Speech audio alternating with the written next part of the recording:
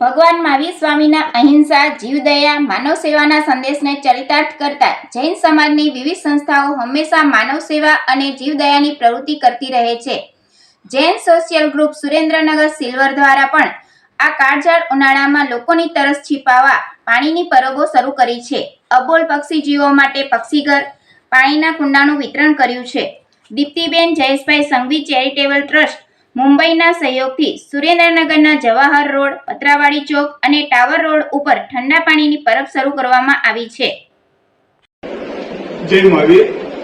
શ્રી મહાવીર સ્વામી જન્મ કલ્યાણક નિમિત્તે Jain social group Surendranagar silver દ્વારા તેમજ દાતા શ્રી દીપ્તિબેન જયેશભાઈ સંઘવી ચેરિટેબલ ટ્રસ્ટના સહયોગથી અમે 3 અલગ અલગ જગ્યા પર ઠંડા પાણીની પરબ શરૂ કરી. આ માત્ર ઠંડા પાણીની પરબ નથી, દયા છે, કરુણા છે, સેવા ભાવના છે. અનેક ભૂતમાં શ્રી મહાવીર સ્વામી વસે છે તેવો અહેસાસ થાય તેવી ઠંડા પાણીની પરબ છે.